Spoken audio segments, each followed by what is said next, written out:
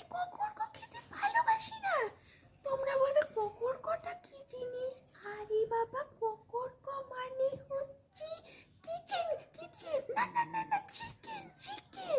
কিচেনে চিকেন রান্না হচ্ছে। আমি চিকেন খাই না। খাই না না, খাই খাই, কিন্তু ভালোবাসি না। আমি বেবে অর্থাৎ মটন খেতে ভালোবাসি। তোমরা বলবে তার জন্য দুঃখ পাওয়ার কি হয়েছে, নয় খেয়ে